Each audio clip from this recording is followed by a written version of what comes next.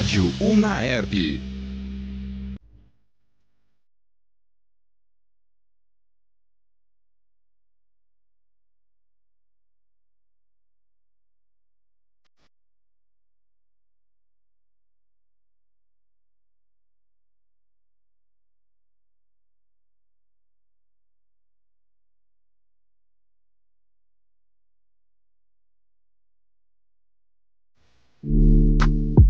Memória da Comunicação. A história viva da comunicação em Ribeirão Preto.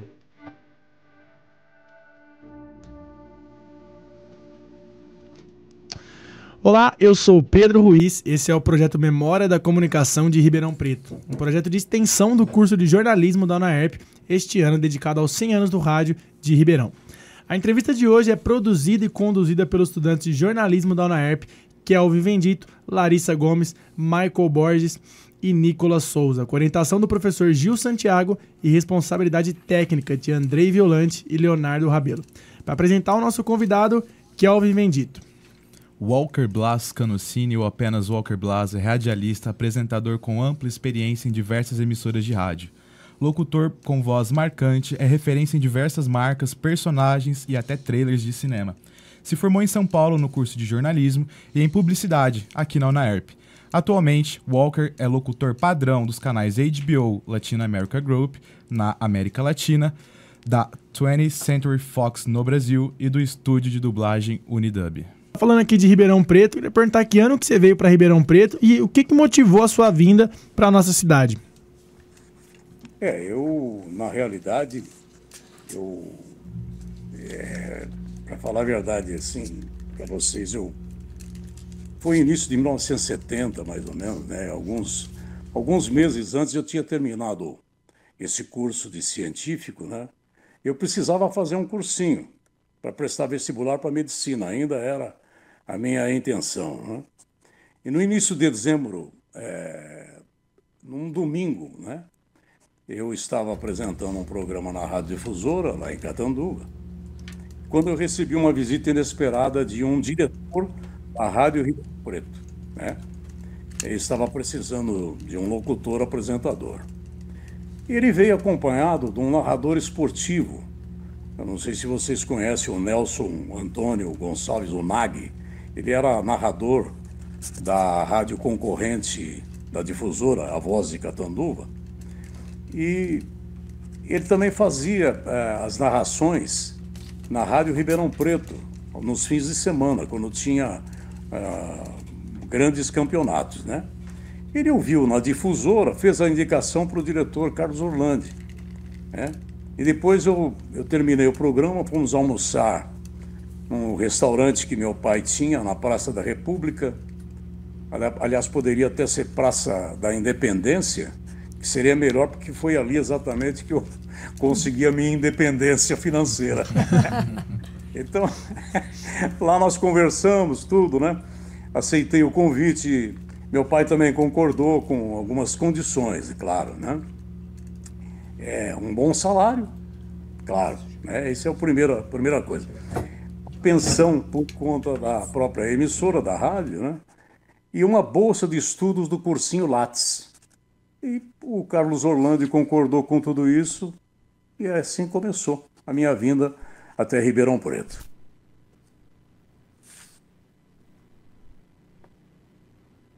Walker, legal. Então você veio aqui para Ribeirão para trabalhar na Rádio Ribeirão Preto mesmo. Onde que ficava o estúdio da emissora?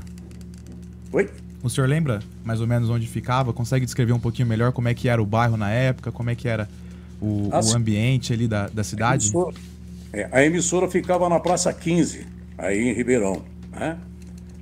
Onde tinha a estação final do ônibus, né? Circular, né? E ela ficava em um sobrado aí, né? E era um lugar assim que era um conservatório musical, né? E foi adaptado para a emissora, com os estúdios, aproveitando as salas, fazendo as divisões, né? Uhum. E aí funcionou, a 79, desde que eu conheci, né?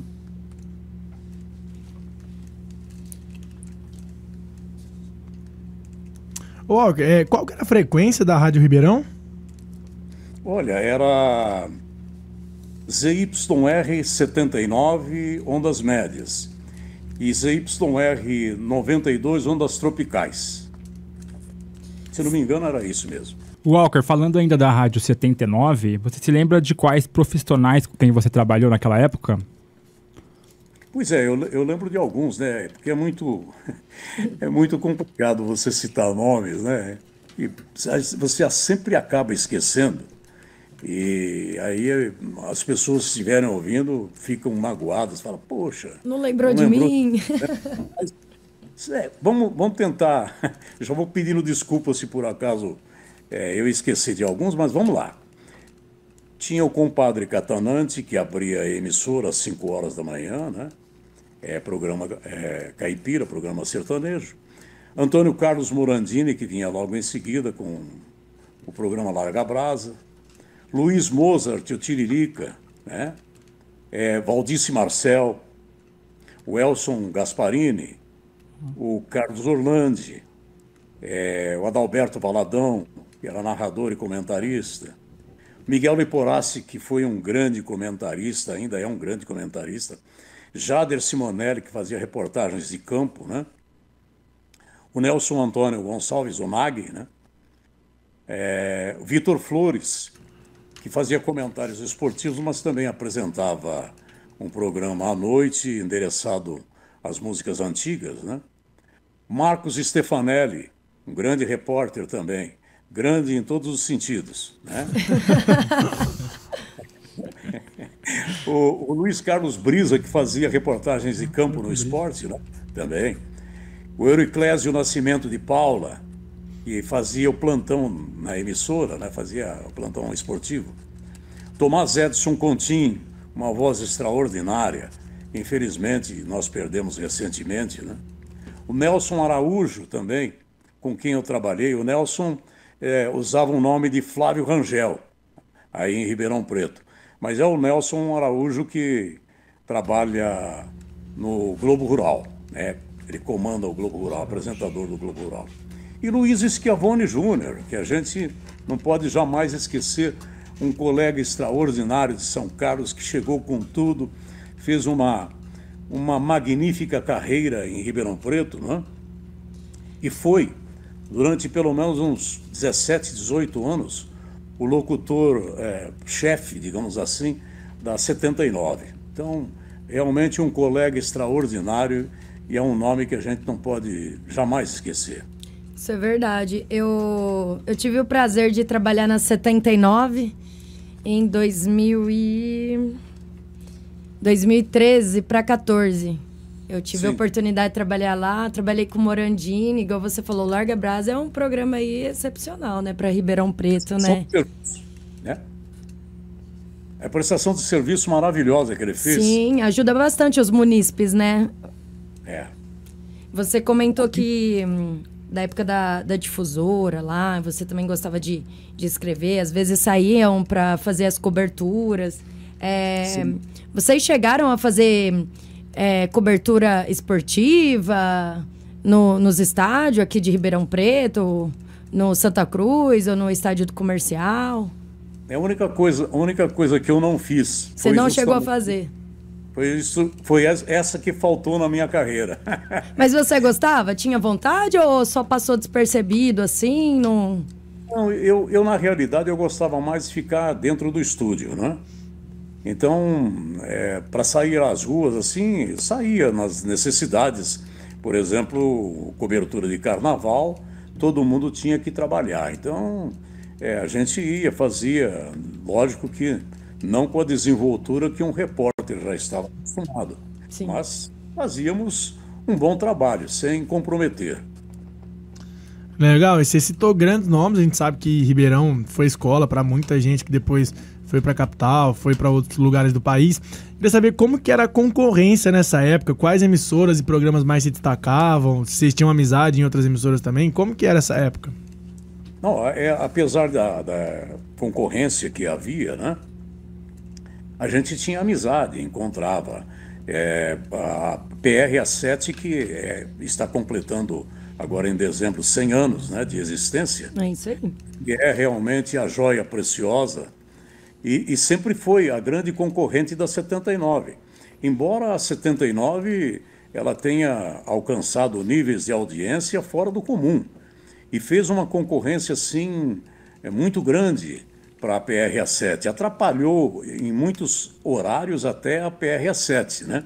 Mas a gente tinha amizade com o J. Pesquisa, com o Iris Ribeiro, com o Coraúce Neto, né? Então a gente se encontrava por aí, às vezes até no Pinguim, tomando um chopp, essa coisa toda.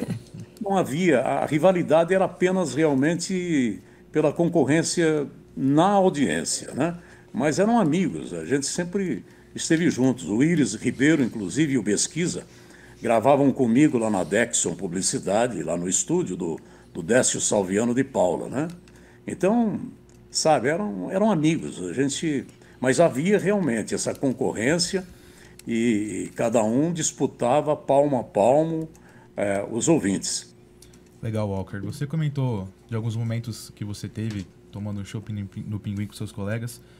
Se você pudesse definir algum momento especial aqui em Ribeirão, só um, qual que foi para você um momento bem marcante na sua carreira aqui de Ribeirão? Olha, eu tive alguns momentos importantes, né? Quando eu cheguei, eu apresentava o Agente Musical 79, que era um programa até muito parecido com o que Hélio Ribeiro apresentava com o Poder da Mensagem em São Paulo, né? Então, era um programa de músicas, mas tinha filosofia no meio, os retalhos filosóficos, tudo. Então, tinha essa alegria de poder levar aos ouvintes, né? E era um programa assim que me emocionava muito, eu me inspirava muito, né? E também, claro, as transmissões que eram feitas, a apresentação dos jornais também, algumas substituições que eu andei fazendo nos finais de semana, na apresentação de alguns programas que tinham seus titulares quando saíam de férias. E uma entrevista também que eu fiz, e foi assim mais no final da minha estada aí em Ribeirão Preto, quando a Elis Regina esteve se apresentando aí, né? Então eu dei uma de entrevistador, que não é o meu ponte, né? E fui até o Black Stream Hotel, onde ela estava hospedada, e lá, chegando, a gente tinha aqueles gravadores grandes, um tijolo grande, né? O gravador, né? Fita cassete, e o microfone, né? E fomos lá, ela me atendeu muito gentilmente, aí fomos naquele salão que tinha embaixo do Black Stream Hotel, sentamos ali no sofá, mesinha, tudo direitinho. Ela me atendeu muito bem. Eu estava muito emocionado, porque eu rodava a Elis Regina na programação dia sim, dia não. Né? Os sucessos da época que ela cantava, coisas maravilhosas, eu realmente sempre tinha Elis Regina na programação. E para mim foi uma emoção muito grande. Eu fiquei muito emocionado de estar diante da Elis, né? E começamos a entrevista, essa coisa toda. E aí, no final, eu fui verificar que a tecla REC, onde você grava, não tinha sido apertada o suficiente. Meu Deus. Eu olhei para a Elis e falei assim, Elis, você me desculpa, eu fiquei emocionado demais de estar aqui, falei, né? Mas eu falhei aqui na apertar a tecla certa para gravar e não gravou. Ela começou a dar risada. Começou a rir, né? Falou, tá bom. Aí ficou meio desapontada. Ela falou, não, tudo bem. Falou, vamos com calma, né? Ela falou para mim, tudo bem, vamos fazer novamente. E aí fizemos a gravação, saiu tudo certo. Inclusive, nessa época, a Elisa estava grávida para ter o segundo filho, né? Então, ela estava com muita paciência, tranquila, entendeu? Então, isso tudo contribuiu para a gente fazer uma segunda vez. Legal. Eu passei por isso uma vez na Feira do Livro com a secretária da Cultura, só que não foi nem esqueci de gravar. O gravador, você tinha que escolher entre gravar no microfone ou gravar naquela entradinha de áudio dele. E se eu fosse falar alguma coisa, é que pelo menos você conseguiu refazer. Eu só fui perceber quando eu cheguei no estúdio. Maravilha. Walker, você lembra qual que era a importância da rádio em Ribeirão Preto naquela época? Já tinha aí uma disputa de audiência com a televisão ou ainda não? Bom, para falar a verdade para você, né, eu acho que eu com relação a toda a parte de produções que havia da rádio, né, programação, como é que ela era feita, né? Eu sempre senti desde o início, na 79, ética e responsabilidade na informação, né? Isso é uma coisa muito importante no rádio. O interesse público em primeiro lugar sempre, né, na prestação de serviços, principalmente fazendo a função que o rádio de mostrar os problemas e se colocar à disposição entre o público, a necessidade do público e as autoridades constituídas na solução dos problemas para melhorar a vida das pessoas, né? Então isso aí, o rádio a 79, ela, assim como a PRA7 e as outras emissoras também, que faziam um bom jornalismo, né, tinham que ser realmente a voz entre o poder público e a sociedade. O papel de transformar a vida para melhor, né? Então, era e continua sendo uma rádio, uma programação de alto nível Ribeirão Preto, né? As rádios sempre tiveram uma programação diferenciada com relação às emissoras do interior. Por quê? Porque ela sempre, o segredo do jornalismo da rádio em Ribeirão Preto é que ela sempre foi integrada por jornalistas de jornais, de revistas e atualmente, depois que surgiu a televisão, com jornalistas da televisão também. Então, o que faz do rádio enriquecido em conhecimentos, em cultura, e eleva o seu nível de uma maneira, assim, muito próximo do que é o rádio em São Paulo. Então, eu digo para você, sempre acreditei, e em São Paulo eu sempre disse que Ribeirão Preto é a maior escola de rádio do interior do Brasil para qualquer profissional que venha trabalhar aí, ou aqui, ou aí. Você tocou num ponto muito importante, Walker. Eu ia justamente entrar nesse assunto. Eu sempre digo, quando a gente passa por certos lugares de trabalho em si, a gente sempre aprende uma coisa, na verdade. O que você levou para sua vida, assim, de mais importante? Você para e pensa e fala, poxa, eu aprendi isso na rádio lá em Ribeirão Preto, ou na Difusora, ou na 79. Isso já aconteceu com você? Algum ensinamento que você aprendeu em uma das rádios aqui de Ribeirão e levou para o resto da vida? Eu acho que uma das coisas no jornalismo que é essencial é você checar a notícia antes de você dar. Isso chama-se ética e responsabilidade. Então é isso que eu aprendi em Ribeirão Preto e eu tenho uma gratidão muito grande, porque os fatos eram checados antes de ir para o ar, sempre, sempre. Era uma coisa rigorosa. O Morandini, por exemplo, ele sempre fazia isso. Antes dele dar uma notícia, ele tinha certeza absoluta de que aquilo era verdade. Então, nós nunca falseamos, digamos assim, a informação na 79. A 79 foi uma rádio exemplar sempre, né? Assim como a PRA7 também. Grandes jornalistas e levavam a sério tudo isso, né? Então a gente tinha também, além disso, a contribuição daqueles que já trabalhavam em jornal e que traziam essa informação e confirmavam tudo aquilo que a gente precisava. Então era um rádio feito com seriedade, sempre. Essa virtude eu levei comigo através dos tempos até hoje, inclusive a prática na Bandeirantes era exatamente isso aí, sempre. Então, no jornalismo, você tem que realmente sempre checar as fontes para saber se realmente uma ou outra, para você ter certeza daquilo que você está falando. Isso é verdade. O Walker, você comentou que na 79 era assim. Eu lembro que quando eu entrei lá, 2013, a gente não tinha essa de... eu pesquisei alguma coisa e vou sair noticiando. Lá não tem isso. Lá tinha um trabalho, tem ainda, né, acredito eu, de checagem excepcional. Tinha que ficar redondo lá, senão não ia para o ar, não tinha como. Então, foi até esse um dos pontos que eu aprendi na 79. A 79 foi uma escola para mim, assim, fora a faculdade, exceto a faculdade, estou falando assim, de rua mesmo, de trabalho profissional, fora do meio universitário. A parte profissional que me deu bastante conhecimentos também foi a 79. É uma gratidão que eu tenho enorme aos jornalistas lá que me deram a oportunidade na época.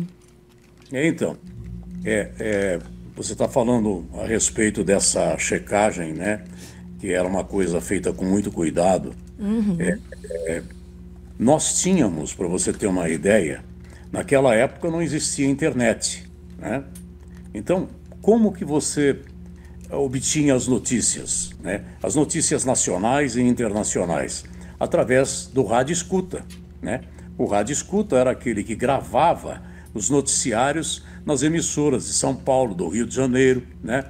Rádio Jornal do Brasil, Rádio Globo, Rádio Bandeirantes, Rádio Nacional, Rádio Tupi, né? Então você tinha tudo isso para você passar no papel, né? Ouvia toda a gravação, passava no papel e depois a gente checava com os teletipos que existiam através do telégrafo. Nós tínhamos dois funcionários que trabalhavam de manhã na Rádio 79, que trabalhavam nos Correios. Então eles tinham prática com telégrafo. E eles faziam a checagem das informações com o telégrafo lá na 79. E a gente comparava as notícias. E sempre, evidentemente, as coisas batiam, né? Então essa daqui é verdadeira, está selecionada e tal. Essa fica na dúvida, então não vai para o ar. Era feito dessa maneira. Então é uma coisa séria mesmo.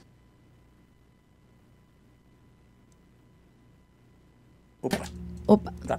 Opa. É verdade, lá é assim até hoje. Então. Lá é a verdadeira escola lá do rádio, foi lá. Nossa, gratidão eterna pela 79, pro resto da minha vida. Ô, Walker, você comentou sobre os programas da época, que era uma prestação de serviço para Ribeirão, e hoje a gente percebe que tá bem diferente. Eu queria que você falasse quais as principais diferenças do rádio de antigamente pro cenário atual. Então, havia muita criatividade. Pessoal que trabalhava em rádio, não estou dizendo que hoje não tenha, tem sim, claro, né? Temos excelentes profissionais trabalhando hoje, né? Mas o rádio de Ribeirão Preto era desenvolvido com muita criatividade, com originalidade, não havia plágio, cada um criava o seu programa com o seu nome próprio, entendeu? Era uma coisa bacana mesmo. E o rádio é feito assim, é o rádio com personalidade própria, né? Eu acho que, inclusive, posso até citar alguns nomes de programas que eu vivia na 79, né, que eu achava, assim, espetacular. Por exemplo, o programa do Catanante era um nome diferente, Alvorada Sertaneja, né? É um nome diferente. O programa, por exemplo, que era apresentado com músicas antigas, né, direcionado para o público mais longevo, né? Museu do Disco. Aonde que você vê coisas desse tipo? É um nome muito especial, né? Que o Vitor Flores apresentava à noite, né? Larga Brasa mesmo do Morandini, né? Um nome especial, diferente, prestação de serviço. O Discotela do Valdice. Inclusive o Discotela, para vocês terem uma ideia, ele foi copiado em São Paulo por uma emissora. Que era um nome tão bonito, tão bom para falar de cinema, né? Mas foi criado aqui pelo Valdice Marcel. Então, eram pessoas assim, muito antenados em coisas bacanas. Jornal do Meio-Dia, né? Que também era a direção do Welson Gasparini. Vovó e a Valsa, Bola no Disco, olha que nome bonito de programa, né? Do esporte, né? E também os Cobras da Notícia. Os Cobras da Notícia, que apresentavam boletins de 5 a 10 minutos, 3 vezes ao dia, né? Intercalando na programação, um nome que foge totalmente de qualquer coisa semelhante. Então, essa criatividade é que eu acho que o rádio tem que manter. E a 79, a PRA7, todas essas emissoras, elas têm isso, elas tinham isso e continuam tendo. Precisa manter. Eu acho que é isso que faz o rádio ser diferencial, faz o rádio ser mágico na sua propagação. Eu acho que é isso. Que legal, Walker. Você comentou que um dos programas teve o seu nome copiado ali pela uma das rádios da capital. E depois de Ribeirão, você foi para a capital, né? Eu vou pedir para nossa técnica soltar aqui uma das chamadas que a gente separou e eu já embalo uma pergunta na sequência. Tá ok. O Escrete do Rádio continua na Copa do Mundo. Walker, conta pra gente como é que foi esse processo de mudança de uma rádio do interior de São Paulo para uma rádio da capital que estava trabalhando o cenário de Copa do Mundo na época. Qual era a emissora? Como é que foi todo esse processo? Essa foi da Bandeirantes, né? Então, tudo que eu pude aprender aqui em Ribeirão Preto, faz de conta que eu estou aí, né? Tudo que eu pude aprender, já inclusive com o diploma nas mãos, né? Aí da UNAERP, só me restava, claro, seguir em frente e aprender muito mais com aqueles grandes jornalistas de São Paulo, né? O sonho do São Paulo surgiu, olha só que coisa, através de um telefonema do jornalista Rubens Zaidan, meu amigo. O Rubens era apresentador do Jornal Nacional, a edição São Paulo, né? No Rio era o Sérgio Chapelin e o Cid Moreira. E em São Paulo era o Rubens Zaidan. E ele também era, vamos dizer assim, ele era o editor da página de saúde do jornal Estado de São Paulo, né? E eu estava trabalhando à noite na 79 e ele ligou de São Paulo. Walker, você gostaria de vir trabalhar em São Paulo? Eu estou voltando para Ribeirão Preto. Falei com o diretor aqui. Você vem, faz o teste aqui na Globo e tá tudo certo. Aí que eu fiz? Eu dei baixa na minha carteira e fui. Chegando na Globo, as mudanças eram tão inesperadas e o remanejamento de profissionais, de um lado para outro, não foi possível ingressar nessa emissora, não deu certo, né? O José Bonifácio, que também tem uma passagem por Ribeirão Preto na PRA7, né? Ele convocou todo mundo, os diretores lá para o Rio de Janeiro, para fazer uma nova mudança de remanejamento, essa coisa toda, né?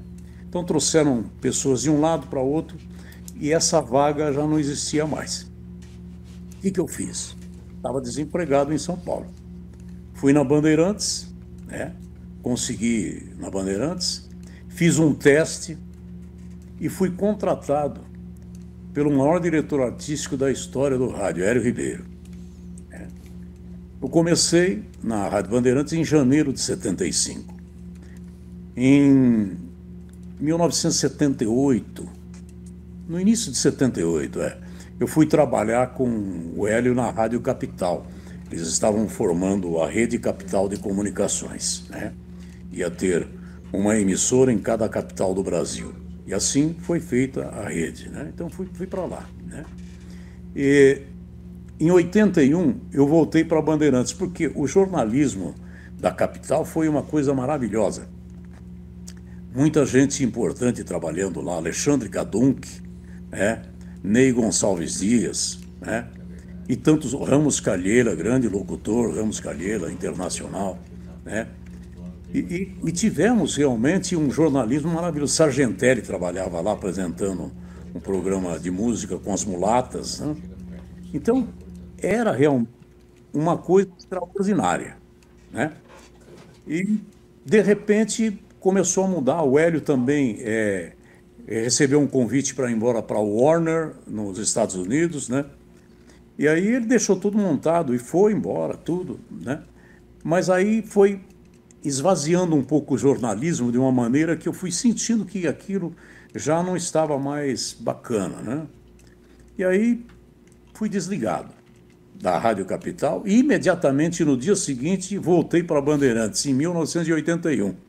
Fui contratado pelo José Paulo de Andrade, que era diretor de jornalismo na época, né? Eu trabalhei durante 3 meses também na Excelsior FM, como eu já tinha dito, né? Fui voz de vinhetas para a Rádio Jovem Pan e na Gazeta, na Rádio Gazeta AM, eu apresentava todas as noites, entre meia-noite e 2 horas da manhã, um programa chamado Varig e Vocês Juntos na Noite. Era um programa assim que fazia uma companhia para as pessoas que trabalhavam de madrugada, mas com uma utilidade e com informações importantes. Você não imagina, um negócio assim super bem produzido pelo Carlos Manzano.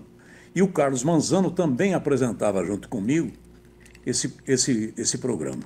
Varig e Você Juntos na Noite. Foi um programa maravilhoso durante muito tempo. E o voz padrão também da Rede Transamérica de Comunicações durante 10 anos, né? E também trabalhei apresentando um programa de notícias, né? Fazendo a própria edição do programa na Rádio Ômega FM. Essa foi minha passagem pelas rádios em São Paulo. E televisão, né? Televisão também. Televisão trabalhei na Rede Bandeirantes de televisão, fazendo as chamadas da programação toda, né? E trabalhei também fazendo alguns trabalhos para a Rede Globo, no Rio de Janeiro, e na HBO, que foi meu último trabalho em televisão.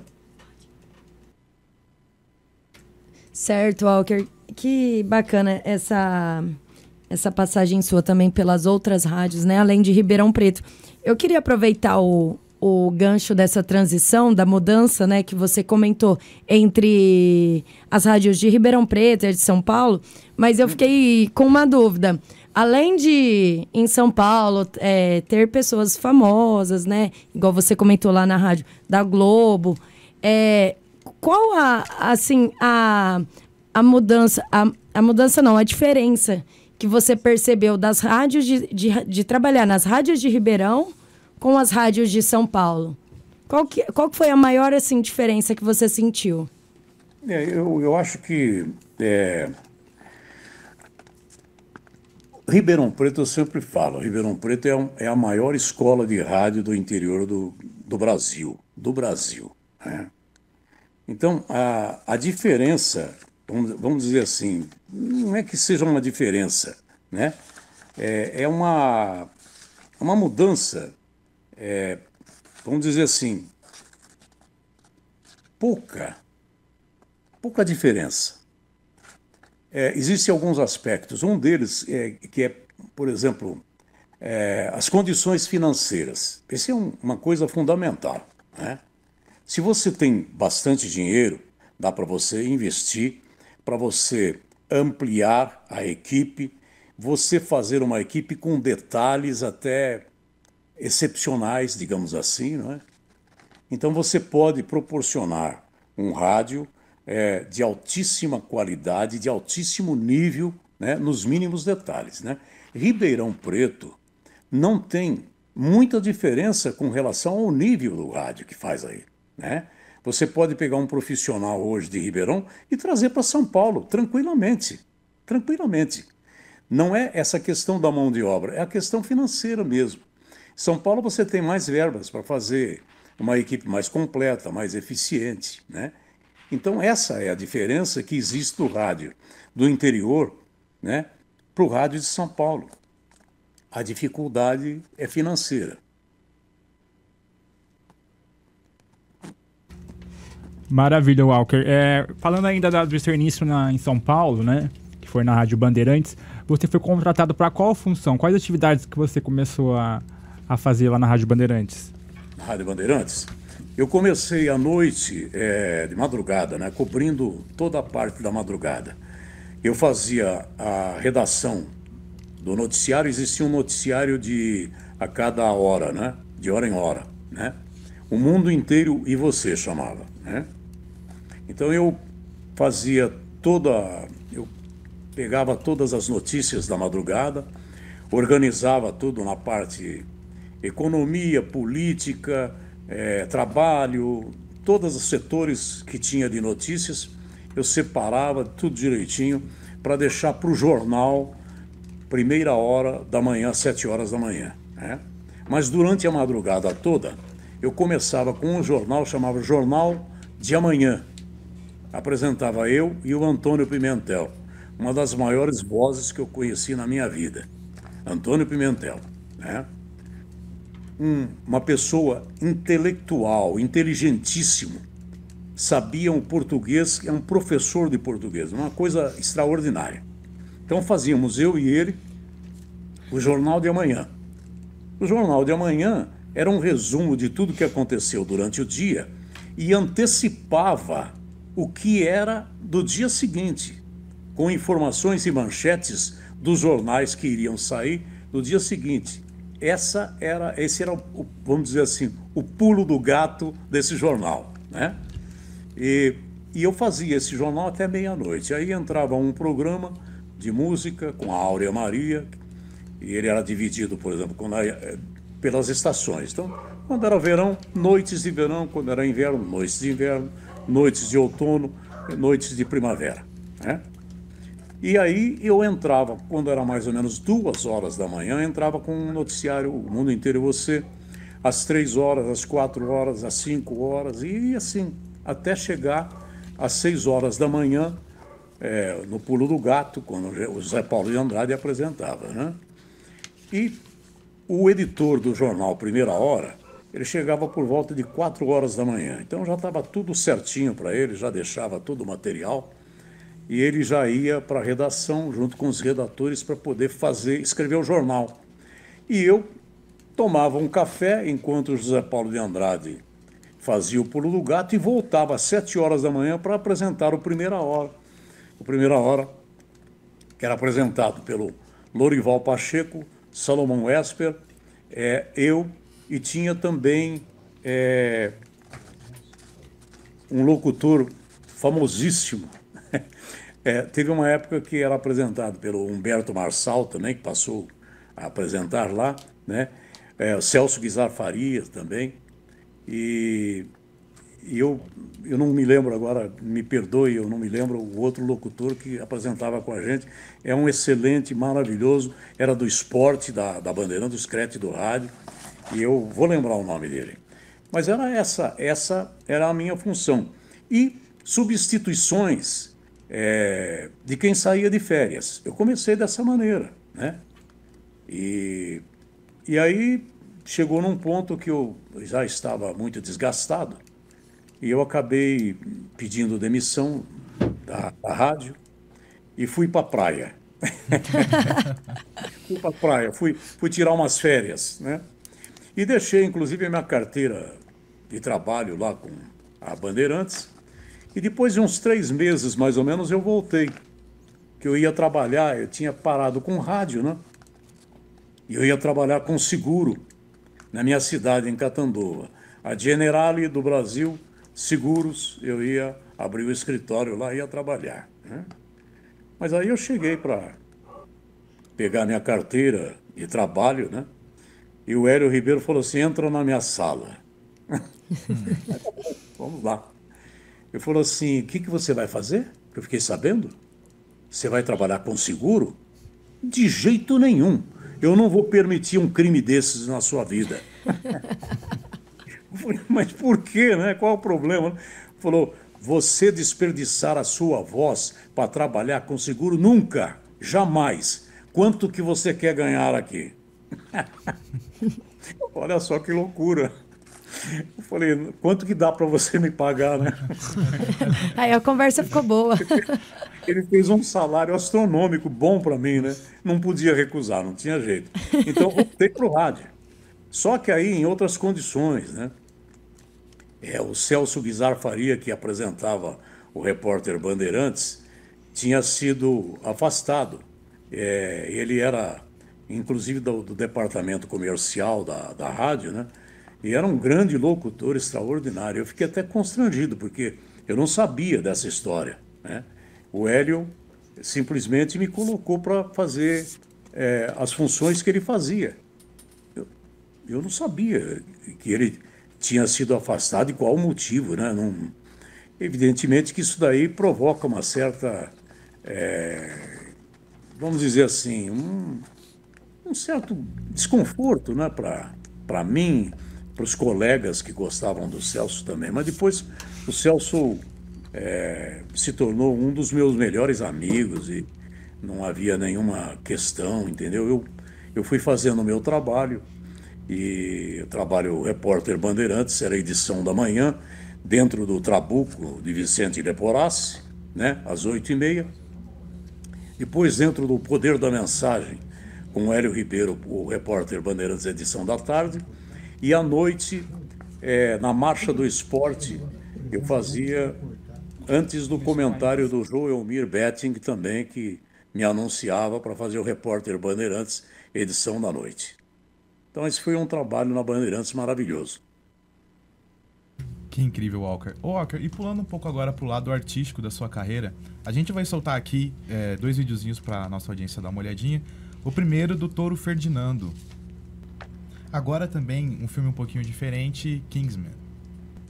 Walker, tem algum outro produto que você gostaria de destacar, que você gostaria de pontuar aqui pra gente, que foi muito interessante para sua carreira?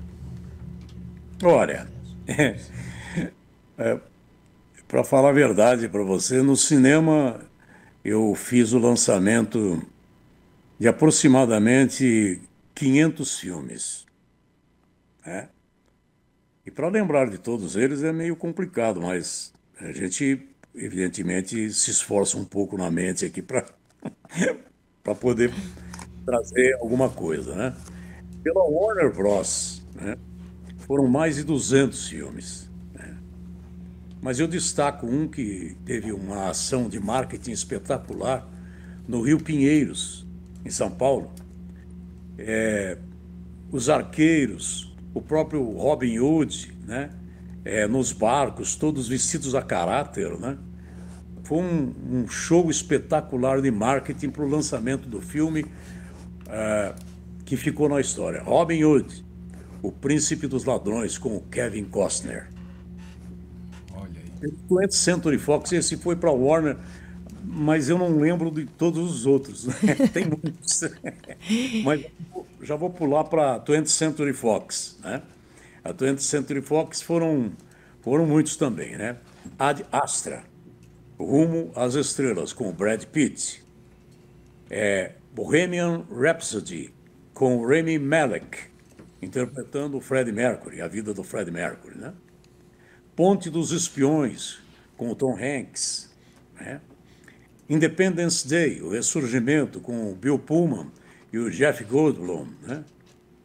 Logan, Last Hope, com o Hugh Jackman, foi o último filme que ele fez como Wolverine, né? E outros filmes, Um Crime de Mestre, com Anthony Hopkins, também foi um sucesso tremendo, né? E a HBO com as séries que a gente não esquece jamais, né? Por exemplo, Roma, foi um sucesso tremendo, inclusive não teve a sequência, porque houve um incêndio dramático que aconteceu em todos os cenários. E para reconstituir os cenários, ia ficar tão caro que não valeria a pena dar a sequência a Roma. Mas foi uma série extraordinária, maravilhosa, que vale a pena a gente assistir de novo, né? Também nós tivemos o Família Soprano. Todo mundo conheceu, todo mundo assistiu. Família... Maravilhosa série também. Westworld, que também foi uma série espetacular. Série nacional, nós tivemos o Mandrake, né? Foi uma série também que bombou pra caramba. E, finalmente, claro, não podia jamais esquecer o Game of Thrones. Oh, maravilhosa essa daí. Eu acho que 90% das pessoas assistiram, né? Essa daí é maravilhosa. Mas agora eu confesso que eu tô curiosa com uma coisa, o Walker. Como que vocês organizavam essa parte de produção? Assim, em relação à sua parte, assim, do seu trabalho. Como assim? Um exemplo. Toda a parte que você fazia, a parte que você trabalhava em si, como que era organizada essa parte? Como que você fazia para lidar com essa parte da produção? Dos filmes, você Isso. disse? Ah, sim. A HBO tinha uma equipe de redatores e de produtores que era uma coisa fantástica. Ainda tem, claro, né? Hoje, a HBO se tornou HBO Max, né? E ela foi comprada pela Discovery, primeiro pela Warner, né? Sim. A Warner Bros. Incorporated, ela comprou a HBO e em seguida houve outra fusão, que foi a fusão com a Discovery, que hoje é Warner Discovery, né? E realmente, eles adotaram um sistema de não ter vozes para fazer as narrações de filmes mais. Isso desde os Estados Unidos para cá, né? Então, eu senti que não tinha mais nenhum cabimento eu continuar trabalhando na HBO, né? Eu falei, tem mais cabimento, não tem, eu vou ficar recebendo e não trabalhando, não está certo isso, né? Então, eu resolvi também me acertar com eles e fui gozar umas férias na praia também. Voltou para a praia. Não, mas eu não estou na praia, não. Eu tô longe da praia. Então, era assim, a produção que eles faziam, quando eu chegava lá, eu só tinha que dar uma ensaiada naquilo, eu trocava ideias, eles me passavam o briefing de como era o filme, né? Às vezes me colocavam o filme para eu ter uma ideia do trailer, essa coisa toda, né? Então eu já ia para o estúdio, fazia uma, duas vezes, às vezes na primeira já estava ótimo, né? Era sempre acompanhado pelo produtor que produzia aquele texto, né? Então o produtor ia lá comigo para o estúdio, tudo. Olha, Walker, é isso que eu quero, assim, assado, tal. Olha, esse texto aqui eu gostaria que você destacasse mais essa palavra, tal, porque isso daqui é o que resume mais o objetivo do lançamento do filme, né? Então, tudo isso era conversado antes, né? Aí eu ia para o estúdio e geralmente eu matava, como diz o ditado, na primeira, né? Mas às vezes tinha alguma dificuldade com relação a algumas posições que eram, não, ficou bom, mas eu gostaria que você destacasse mais isso daqui, então fazia novamente. Então, era dessa forma que a gente trabalhava e sempre depois o pós-produção era uma coisa fantástica, era uma equipe extraordinária, impecável. Então, quando ia para o ar, o produto era nota 10. Ai, que bom, que maravilha. A gente fica imaginando, né, os bastidores, né?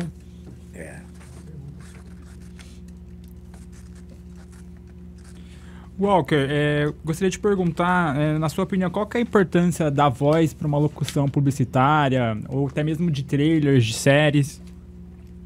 Olha, é tudo, viu? Claro, além das imagens, né, da produção do texto, né, a voz, ela tem que estar em sintonia com tudo aquilo que você está apresentando. E uma voz, não importa se ela é grave, se ela é média, se ela é uma voz mais suave, ela é importantíssima, desde que ela passe credibilidade. Então, o produto realmente ganha o aspecto de ser importante, a sua importância toda, a partir do instante que você passa a credibilidade, que você convence com a locução que aquele é o melhor produto que o ouvinte, o telespectador, está adquirindo.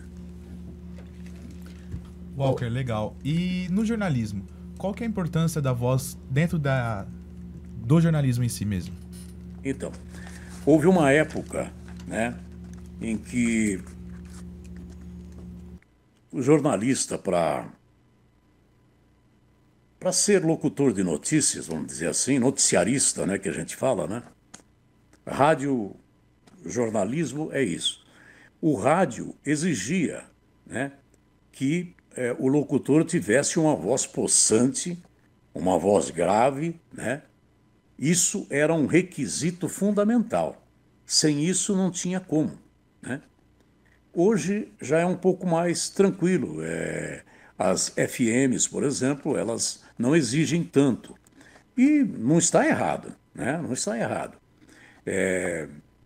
Você faz o noticiário com a sua voz, com a boa interpretação, e você transmite uma notícia tranquilamente, não tem nada. O formato que era antigamente é diferente do de hoje, né? Hoje é uma coisa assim um pouco mais informal. Naquela época era uma coisa mais formal, era uma coisa mais séria mesmo, entende? Então tinha que ter o grave, né? Hoje, a diferença, você tem, por exemplo, inclusive na apresentação dos telejornais de televisão, né? Não é crítica o que eu estou fazendo, não, pelo amor de Deus, né? Estou apenas dizendo a evolução que houve, só isso, né? A transição que aconteceu. O repórter que estava na rua passou a ser apresentador do telejornal, né? Numa época, por exemplo, em que para você apresentar um jornal nacional você tinha que ser o Cid Moreira, né? Senão, nada feito. E havia o equilíbrio entre uma voz forte, potente, pesada, grave, com uma voz mais suave, que era o Sérgio Chapelin, né? Então, havia essa combinação bonita, bem feita, que o Boning inventou e foi maravilhosa, né?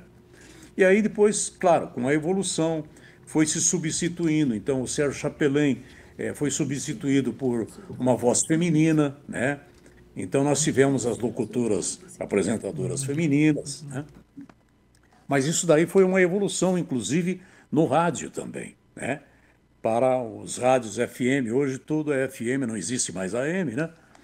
Então, isso tudo foi se adaptando dessa forma e está ótimo. O rádio com nível maravilhoso. A gente tem que elogiar tudo que é feito no rádio. O rádio é o poder mágico da comunicação. Walker, e um dos comerciais que mais marcou, pelo menos entre aqui a galera da universidade que a gente conversou, foi o comercial da Marlboro. A nossa técnica vai soltar aqui o vídeo e eu queria que você comentasse como é que foi os bastidores dessa produção, a parte jornalística, elaboração de roteiro, tudo isso que o senhor já veio comentando, agora focado um pouquinho nesse comercial do Marlboro. Legal. Walker, eu queria que você contasse pra gente como que foi se tornar a voz, né, desse comercial aí que marcou tanto uma época, marcou tanto uma geração.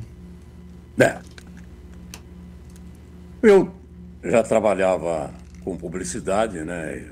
Gravava comerciais para a rádio e para a televisão, né? E houve uma seleção, né, para uma nova voz para Marlboro. Quem gravava Marlboro nessa época era o Cid Moreira, né? E a Philip Morris queria mudar o locutor. Não sei qual foi o motivo disso, né? O Cid Moreira era uma coisa fantástica, né? Então, eles quiseram mudar. A agência Léo Burnett ficou encarregada de fazer a seleção de locutores, né? E eu participei. E ficou entre 3 locutores. Como é uma ética muito grande que existe no mercado publicitário, de não revelar quem eram os outros 2. E nem, lógico, aí os outros 2 que perderam a concorrência, digamos assim, né, ficaram sabendo que eu venci, né? Mas a gente não ficava sabendo quem eram os outros. Eu não sei até hoje quem era. Ficaram em 3 locutores. E aí a Léo Burnett, ela decidiu por um, por outro. Um diretor falava, não, mas eu prefiro o fulano, que não sei quem é, Cicrano, Beltrano, não. E aí o que aconteceu? Eles não sabiam como resolver isso, porque um queria uma coisa, o outro queria outra. Então, o que eles fizeram? Foram para os Estados Unidos e apresentaram para o presidente da Philip Morris, lá nos Estados Unidos, as vozes para ele escolher qual que ele achava mais semelhante à voz do locutor que ele queria, que era o locutor americano. E aí ele escolheu Walker Blas. Walker Blas, essa voz aqui, that's my voice, né? Essa voz é a voz que se parece demais com o locutor americano, é essa que eu quero. E a partir daí, eu comecei a gravar, então, todos os comerciais da Marlboro. Eram superproduções como essa que vocês mostraram, que é uma coisa extraordinária. Era feita em Hollywood, né? Então, um negócio assim, muito sério, com diretores de cinema mesmo. Então, eu acabei trabalhando para Philip Morris, para Léo Burnett, no caso, a agência, né? Durante 10 anos. Até que surgiu a lei, né? Aquela lei que proibia o anúncio de cigarros. Então, a partir daí, começou a ter dificuldade para se fazer os anúncios, né? Então, encerramos o contrato. E a HBO, como que foi como que ela chegou na sua vida? Como que esse convite chegou até você? Ou igual aquele outro chefe que você teve, como foi essa intimação?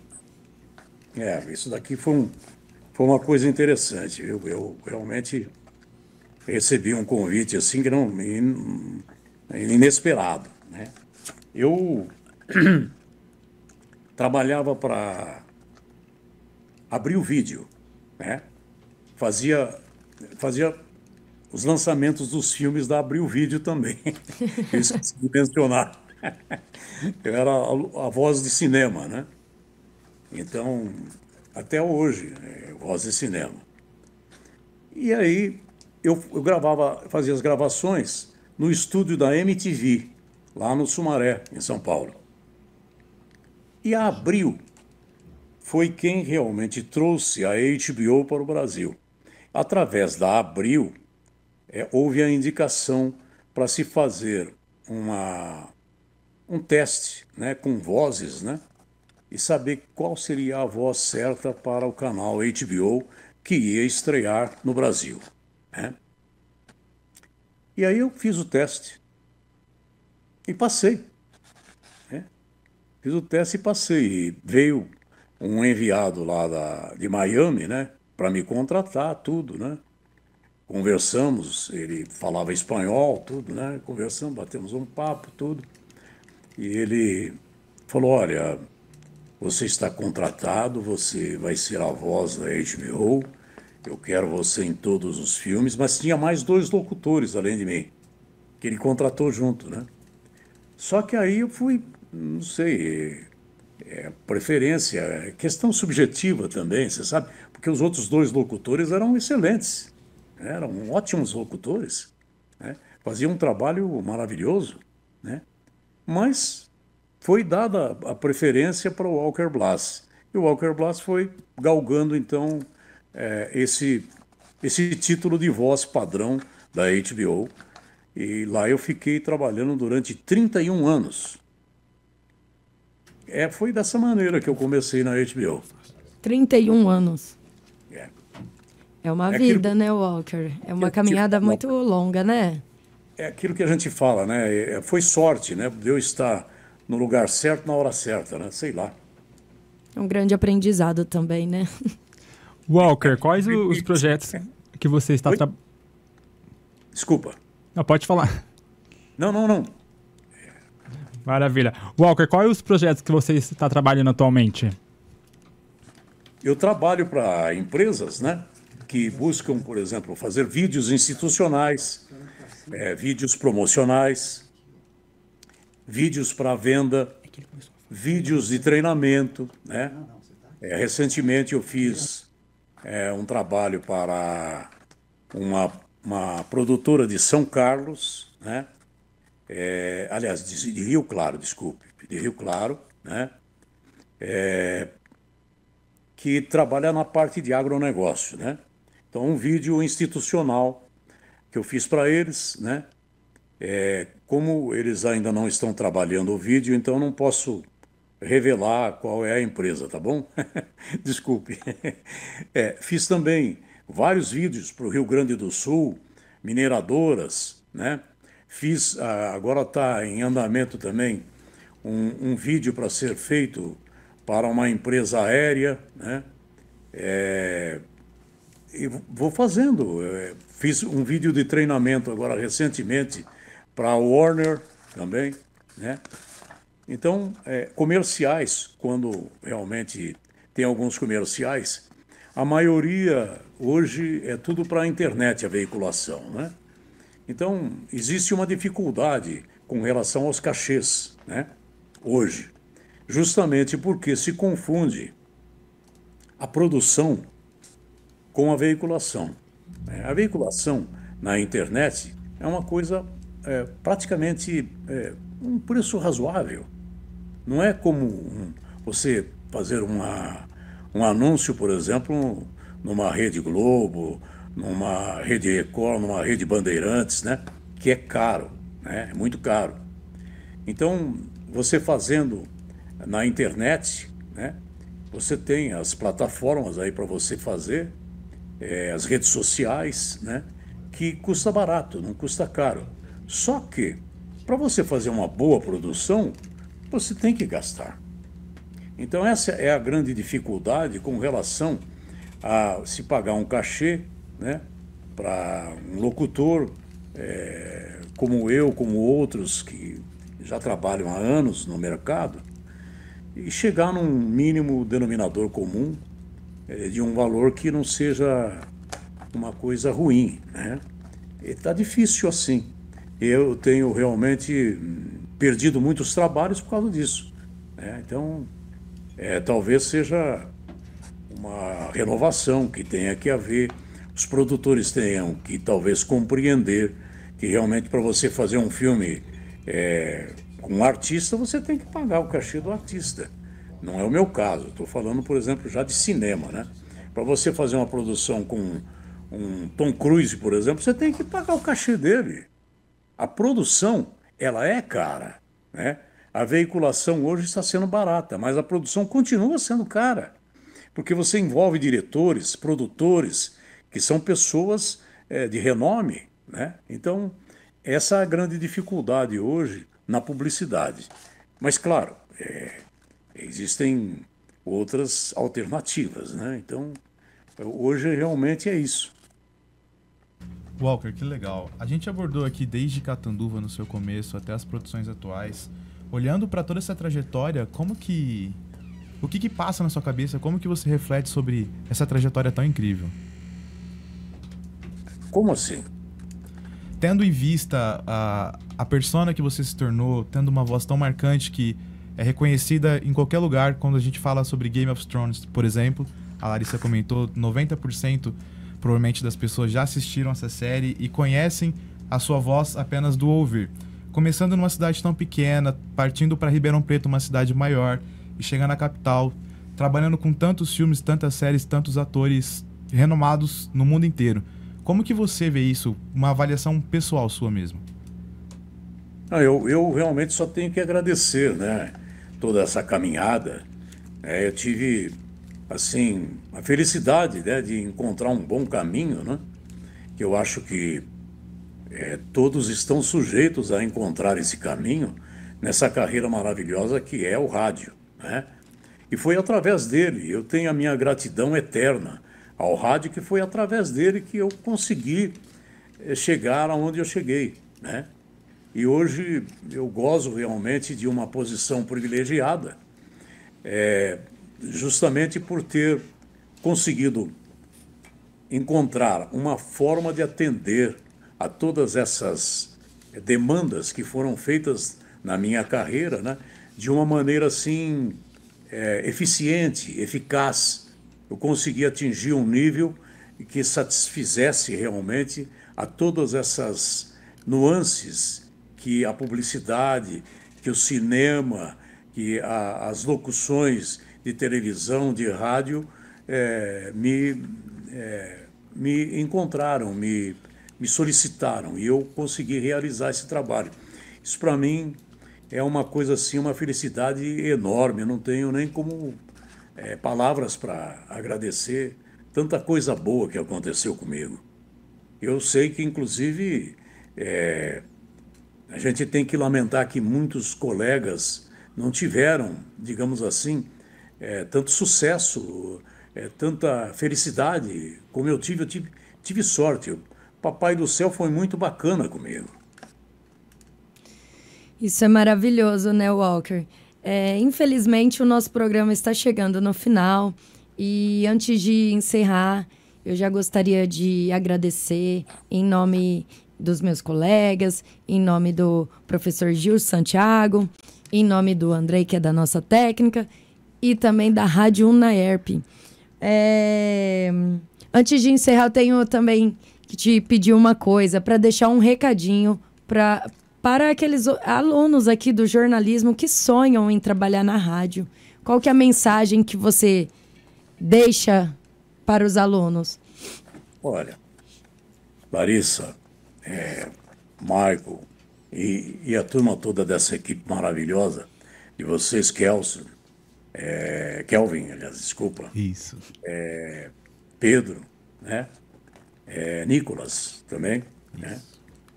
Eu quero, em primeiro lugar, agradecer a oportunidade de conversar e trazer para vocês um pouco dessa minha experiência de trabalho em rádio, né, em primeiro lugar. Agradecer a vocês, da equipe, agradecimento também especial ao professor Gil Santiago, né, que é o coordenador do curso de jornalismo da Unaerp e criador, né, desse projeto, né, de memória do rádio, 100 anos do rádio de Ribeirão Preto. Parabéns, professor Gil. Aliás, inclusive, eu queria pedir desculpas ao professor, porque ele tinha mantido contato comigo há uns tempos atrás, antes do Pedro entrar no circuito, né? Ele tinha pedido várias vezes para eu fazer essa entrevista. E eu estava meio atrapalhado, não tinha horários, vamos dizer assim, para poder parar um pouco, né? Muita coisa. E eu quero pedir desculpas a ele que essa entrevista foi adiada além do que devia. A minha mensagem final sobre o rádio, né? Eu gostaria de ler um texto aqui para vocês, se me permitem, né? Eu acho que isso daqui vale, né? A magia da comunicação, o rádio é isso, né? Sempre presente em nossas vidas e até, por que não dizer, nas viagens espaciais. De vez em quando a gente vê o Curiosity sendo conectado através da onda do rádio, porque deu problema, houve um defeito, etc., né? Bom, é um meio de comunicação utilizado para ligar as vozes entre o espaço e a Terra. Essa é a verdade. As ondas do rádio, elas viajam à velocidade da luz, mas não são, como muita gente pode imaginar, absorvidas pelas nuvens de poeira e nem de gás que tem no meio interestelar. O rádio tem mais essa vantagem. Olha só que coisa linda, né? E no milagre da propagação e da extensão da voz, o rádio é uma das grandes maravilhas da humanidade. A tecnologia multiplicou as possibilidades para os conteúdos e a rapidez dessa diversificação da mídia, vamos dizer assim, colocou o rádio em xeque. O rádio se sentiu acuado, mas reagiu, claro. Para sobreviver, teve que reagir. se transistorizou, um pouquinho de história, saiu às ruas, internetizou-se e celularizou-se. Hoje, se espalhando pelo mundo, em busca dos ouvidos da humanidade e para ficar sempre ao lado dela, onde ela estiver. Nenhuma revolução tecnológica será capaz de quebrar a sua onda. Entretenimento, informação, conhecimento fazem parte de sua essência.